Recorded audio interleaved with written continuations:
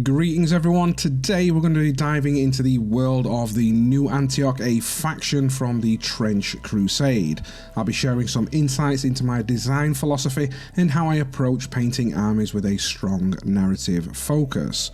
More importantly, in this video, I'll walk you through a quick and effective Grimdark painting technique that's perfect for getting your models battle ready. This method isn't just limited to the new Antioch, it's versatile enough to enhance any of your tabletop miniatures, no matter the project. Whether you're building an army or painting a single centerpiece, this technique will help you achieve striking, gritty results with ease. I'm Nate the Feral Painter, and welcome to the Grimdark Compendium.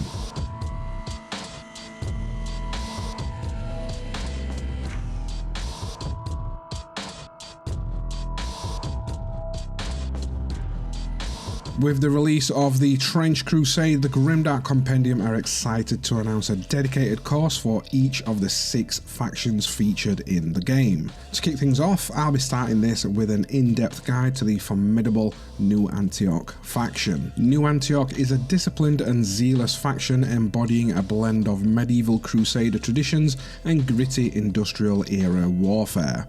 Hailing from a war-torn holy city, the Antioch forces are driven by unwavering faith and a divine mandate to reclaim sacred lands. Their units are a mix of heavily armoured infantry, yeomen, clerics, sniper priests, and mechanized heavy war engines.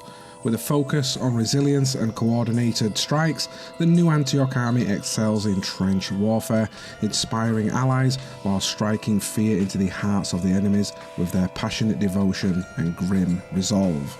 Now, I know a lot of you are probably eager to get your miniatures on the tabletop, and the Grimdark style isn't often attributed to army painting, but by adapting a few simple techniques, it can be both faster and more efficient than traditional army painting methods. A while back, Zatcaskagoon himself introduced the Goon Slap technique, and this was an approach to painting miniatures quickly in the Grimdark style.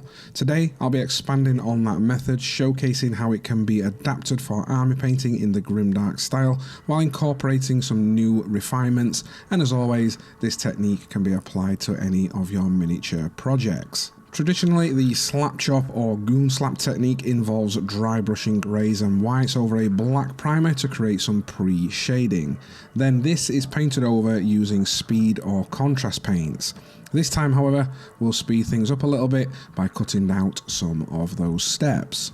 To start with, rather than the 3-stage dry brush previously taught, I'm simply going to start with a grey primer. If desired as well, you can add a white zenithal highlight, but it's not mandatory, and this does add an extra step to this process. Once primed, we're going to move on to applying the first of our base coat.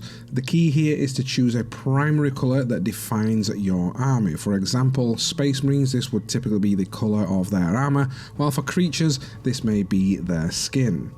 You can apply this with either a brush or an airbrush, and for this demonstration I'm going to be painting one of the new Antioch captains using Citadel's Deathworld Forest as my main colour. After this step, it's just a case of blocking in the rest of your base colours, and I do this by using a mix of contrast paints and standard base paints to achieve the desired results. Once the base layers are dry, it's time to apply an enamel unifying wash. This unifying wash will result in the miniature that has darkened recesses, similar to an acrylic wash, but with a distinctively grimdark battlefield worn aesthetic. The model will look unified and imbued with a gritty, weathered horror that defines the Grimdark style.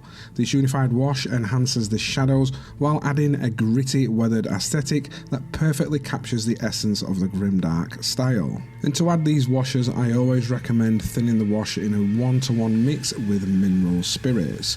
If you're painting a batch of miniatures, the first model should be dry by the time you've finished applying the wash on the last one. Alternatively, you can use a hairdryer to speed up any of these processes. Once the enamel is dry, using a Q-tip sponge or brush moistened with mineral spirits will reactivate the enamel, enabling you to remove the enamel back off the miniature, creating those natural shadows and highlights.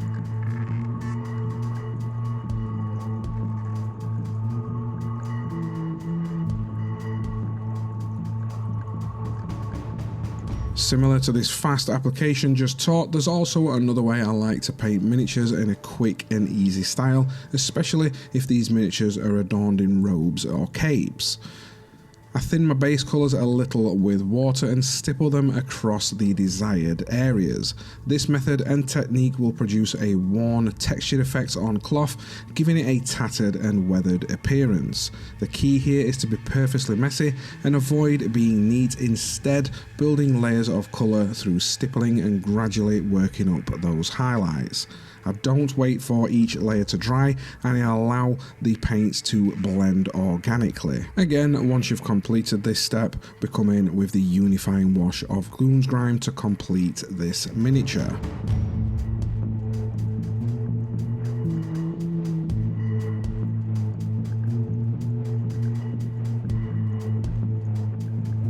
Even though we've just covered two easy, fast, effective ways to paint our troops, we can take these miniatures to the next level, and this is achieved by exploring advanced techniques like realistic surface finishes, natural weathering, and textured effects. Before creating an army, I like to take a step back and think about the setting and environmental factors that define this story.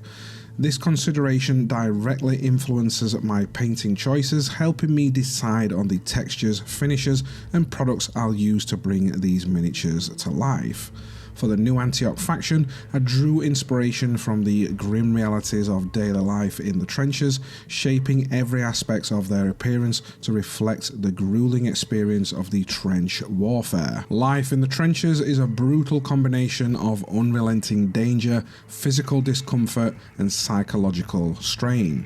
Trenches serve as both protection and a source of misery, where soldiers endure endless challenges that test their endurance and humanity. I wanted to capture these conditions in my miniatures by focusing on specific elements that define trench life.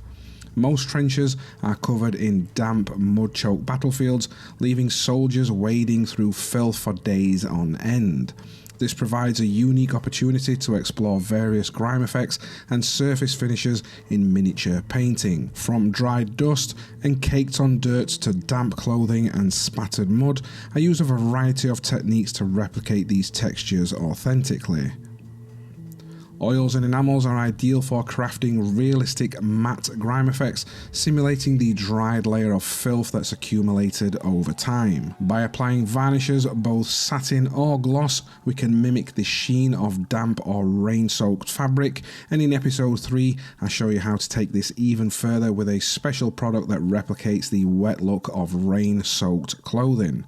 Depending on the application, it can even simulate garments freshly drenched in downpour. By layering different mud textures, we can tell the story of soldiers trudging endlessly through the decayed, muddy terrain of the trenches. The trenches are rife with disease, decay, and the omnipresence of death. Soldiers are surrounded by all of this, a reality I chose to emphasize through special effects enamels to replicate the chalky, matte finish of dried bodily fluids and rot, adding a harrowing layer of realism to the miniatures. Bases are just as important to the figures themselves in telling a story, and by incorporating natural elements like cork, rock, twigs, or even everyday items like cocktail sticks, wires, and cables, we can create a dynamic base that immerses the viewer in the harsh realities of trench warfare.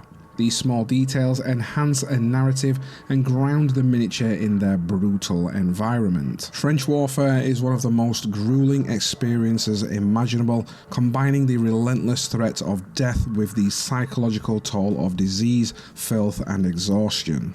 Soldiers in this world aren't just battling the enemy, they're fighting the environment, the breakdown of their bodies, and their own mental state. These horrors leave a mark on the survivors and ultimately shape the outcome of war. Throughout this project, I aim to capture the essence of the Trench Crusade, a stark, unflinching portrayal of war and its toll. By considering the environment and emotional factors that define this setting, we can craft miniatures that truly tell a story, reflecting the harsh reality of life in the trenches. Each episode dives deep into detailed applications of the colour schemes for specific units, helping you refine your skills and bring your miniatures to life in a truly Grimdark style. I conclude the series with my favourite unit from the new Antioch miniatures, the hulking heavy mechanised infantry. Here I demonstrate some of my favourite techniques for weathering and battle damage, and we'll learn how to seamlessly blend chipped armour, creating worn textures and give them an oily, rusted, weathered finish. The results create a gritty, war-torn aesthetic that truly embodies the Grimdark universe.